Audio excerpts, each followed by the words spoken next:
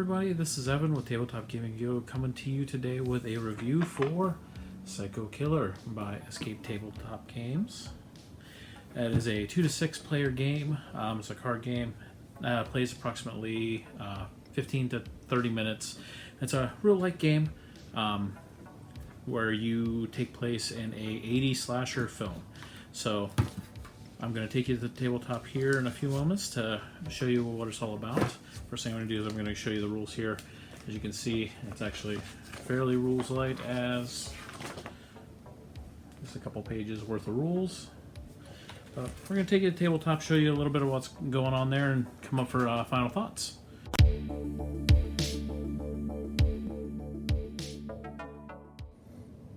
So here on the tabletop, like I said, Psycho Killer is a card game, and everything takes place into the deck here. So there are 5 Psycho Killers in the deck, and once the 5th Psycho Killer comes out, it actually signifies the end of the game. So to keep track of the game, you go, and whoever takes the most damage is the one that is going to be the loser. The least amount of damage is going to be the winner. So there's many different things that happen to the game, and it's very 80s themed. Like I said, it's an 80s slasher style game. So many of the different cards that you'll have, they're going to be color coded to various things. So you'll have cards that will interact with the deck, such as like found footage here, which says, you can view the top 3 cards on the deck. Hide under the bed, which you can end your turn without drawing from the deck. More on that in a second. Then like cards like this, like Hitchhike. Take a random card from another player's hand, or slam the door. Put the card that you've just drawn on top, back on top of the deck. Draw the next card instead. So what does that all mean? So you start the game with 7 cards in your hand, and you can play as many cards as you want through your entire turn. When you are done with your turn, to signify that your turn is over, you actually draw a card from the deck. So at any point when you draw a card from the deck, if you get any of these black cards, your turn immediately stops and you do what's on the card. So keeping it to the 80s theme, as you saw with the box that I showed you in the very beginning here, it looks like a VCR tape. Really old, antiquated technology for those of us that are starting to get gray hairs. But you can see a lot of these cards have the VCR symbols in there.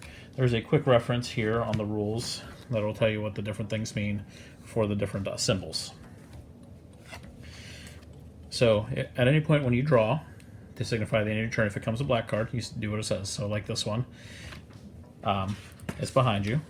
Pick up a total of 5 points worth of weapons cards from any injury pile. We'll go into more of that in a second here, what that exactly means. But you'll do that turn, then every turn, the next person's turn will go. They'll play as many cards as they want, and then draw, and likewise continue until the 5th Psycho Killer comes out. So what the Psycho Killer looks like is right here. So the number down here on the bottom is how much damage he's going to do. Anytime you take damage, you leave those cards out in front of you. So the Psycho Killer itself does 3 damage to everyone. All the Psycho Killer cards are the same. But what can increase the damage is a Psycho Killer, much like any of those slasher films, is kind of almost known for themselves and what kind of weapons they use. So there are red weapon cards that you keep in your hand. So stuff like the meat cleaver, the hatchet, or the really bad one, a chainsaw. And there's many, many other ones in there. But you can see, just like the Psycho Killer, has that +3 at the bottom. These have the plus values also with it. So whenever a Psycho Killer is played, any cards that you have in your hand that are weapon cards immediately go down in front of you too. So that signifies that the Psycho Killer had those weapons to attack you, whether that Psycho Killer is played on your turn or somebody else's turn. And you take that corresponding damage. You keep track of the damage throughout the entire game. There are cards in the deck that will actually help you take damage, or like this card here that you could take. You pick up 5 points worth of damage from any injury pile and put it in front of you. So the idea is trying to minimize as much damage as you take to yourself, and trying to move damage away from yourself or get rid of the weapon cards from your hand. Like I said, you can play as many cards from your hand as you want, but the one thing that you can't play is these red weapon cards. They're kind of stuck in your hand until you get other cards that will help you distribute them to other people. And there's many cards in here that also can help you manipulate the deck. And there's other things like one of the cards I showed you, like Hide on the Bed, that says end your turn without drawing from the deck. So now you say you had a card that lets you look at the top cards, such as like found footage. You saw that maybe the Psycho Killer is going to be coming out next, and you know you have a whole bunch of weapon cards in your hands. You could play something like this. Helps you not draw it. Kind of delays a turn there to maybe hopefully move some cards around. You can work on trying to not take that damage in there. Now, one thing is, as you're playing, is anytime you take 10 damage or more, you are called what's left for dead. What left for dead means is anytime you draw these black cards, which are called predicament cards, which are kind of like the high points of action in the slasher films, you don't have to play those immediately. Normally you would have to play them immediately. You can actually hold them on into your hand. So you can, kind of gives you a little bit of an advantage as you're going along. Like I said, I played this game a couple times, and it was a lot of fun here. So I'm going to take you up from the tabletop here, give you a couple of my final thoughts about this game. Alright, so my final thoughts on the game. It's actually a really, really fun game. I got to play it with 2 players, and then I got to play it with a 4-player group also. It was a blast to play. There was a lot of tension in the game. It definitely hits the theme for it. Like I said, it is a later game.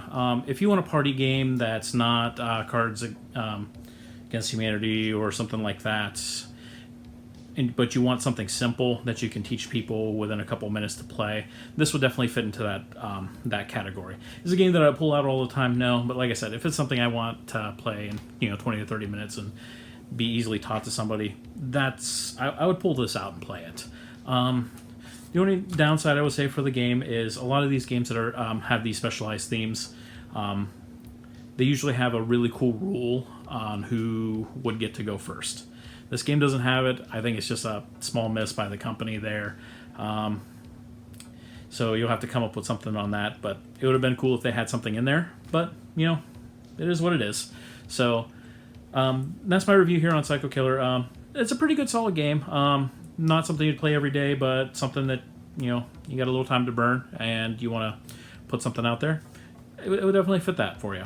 Well, if you like this video here, definitely subscribe to our channel, listen to our podcast. Let us know in the reviews what you think about this, if you played it, or if you're interested in playing this. We have this available for Butler game days that can be brought and played for you guys to try out. Definitely hit the like button, subscribe to us. Down in the comments, leave some reviews or thoughts of stuff and content that you want us to review.